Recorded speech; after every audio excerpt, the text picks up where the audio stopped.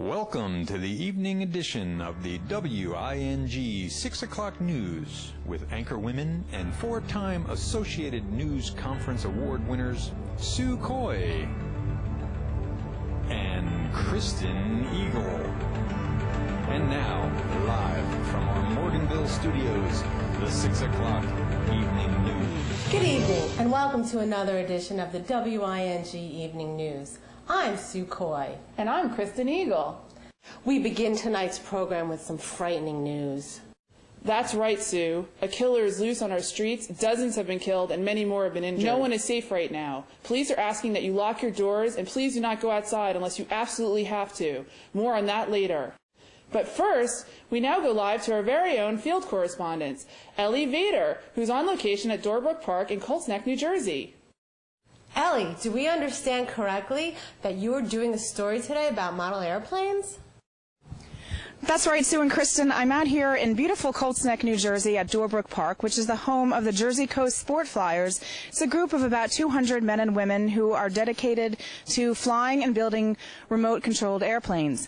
And I had the opportunity to fly one a few moments ago, and let me tell you, it ain't easy. I now have an appreciation for what it's like for these people to fly these planes. So it's a lot of fun, but it's certainly interesting, and as I said, it ain't easy. My experience started off with club instructor Adam Lilly demonstrating the controls of the model airplane while it was safely parked on the ground. I found out that most of the models you'll see flying have four basic controls, including the engine throttle, which controls the engine speed, the ailerons, which control the airplane's bank, the elevator, which controls the airplane's pitch, and the rudder, which controls the yaw. After a brief demonstration, I was then handed the control transmitter, which was connected to my instructor's radio through a wire called a buddy cord. In the likely event that my airplane starts to crash, my instructor would merely engage a switch, which would then enable him to regain control of the airplane.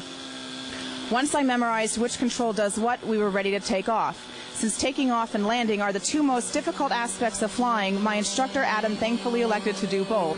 Once the airplane was up at a safe altitude, the controls were then sent over to my radio, and I then flew the airplane on my own. Well, I wouldn't actually call what I did flying, but I quickly learned how hard it was to keep the airplane in the air, and really couldn't see myself being capable of doing so without the assistance of an instructor. After about 10 minutes of this joy and panic battle, we were ready to return our airplane to the Earth's surface. While up at altitude, we had a lot of room for error without too much concern for harming the airplane. Landing, however, was something of another story, which was obviously more demanding of one's skills and precision. It was clear that landing the airplane was the hardest part of the flight, and while the pilot must simultaneously coordinate the airplane's speed, attitude, and altitude for what will hopefully be an uneventful reuniting with the ground. Now, although my instructor made flying look extremely easy, I have to assure you that flying these airplanes are deceivingly difficult, which actually speaks volumes about the talent that these 200 men and women here at Doorbrook Park have. On the surface, they may look like ordinary folks, but much like seasoned athletes, they have to involve an immense amount of hand-eye coordination to get these planes flying in the sky. And here with me right now is Stan Berger, president of the Jersey Coast Sport Fliers. First of all, Stan, thanks for having me out here today. And I wanted to ask you, tell me, is it always this much fun? Well, thanks for joining us here today, Ellie. And yes, it is always this much fun. And believe it or not, as your level of experience increases, so too does the amount of fun that you'll have. Actually, I could believe that. Stan, can you tell us a little bit more about your club? Well, I'd be happy to. As you already know, our club consists of almost 200 members, most of whom live in the local Monmouth County area. And I couldn't feel more honored that they just recently renewed their confidence in me by re-electing me as their club president for the fourth consecutive year. This is one great group of men, women, and children, all of whom were drawn together through their common interest in model aviation. And what makes all of this possible is the fantastic flying site that we have here at Doorbrook Park, which is provided, by the way, for us by the Monmouth County Park System. Our club has been flying out here since 1986, and it recently got a whole much better due to the installation of some safety fencing.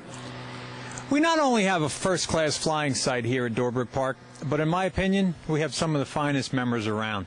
I'm extremely proud of the accomplishment of our members both on and off the field. And in the last few years, we have become much more community involved than in years past, and we're finally getting some recognition for it. For example, our club recently completed a fundraiser in which we were able to purchase a portable defibrillator, which I happen to have right here. We then donated this to the park system. This tiny unit, when administered by a person trained in its use, could save the life of a person who was in cardiac arrest. This small but mighty device will deliver just the right amount of current to restore a heart rhythm, even if it were only until the paramedics arrived.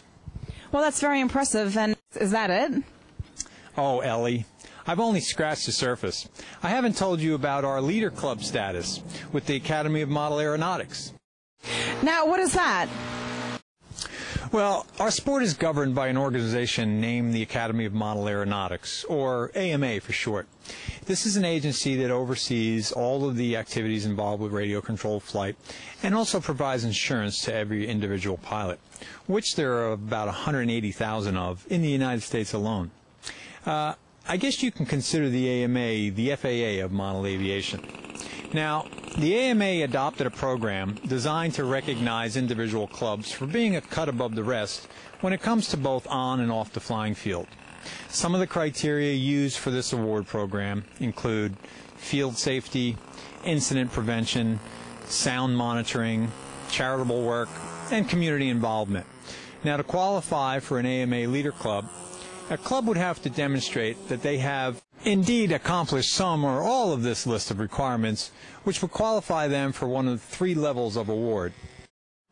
Now, these 3 levels include bronze, silver, and gold being the best. I'm happy to report to you that when our club ranked as a leader club for the first time about 3 years ago, we went right to the top with gold honors. And just to give you some idea on how important this is, in the United States alone, there are 2,500 clubs such as ours, and out of those, about 4.5% qualify for any leader club level at all.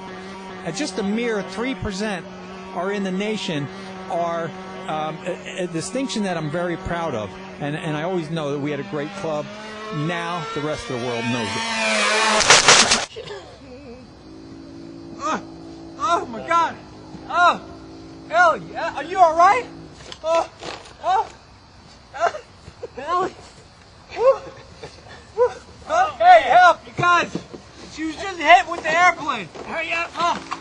Hurry up before she gets. Hold on! Hurry! Come on, guys!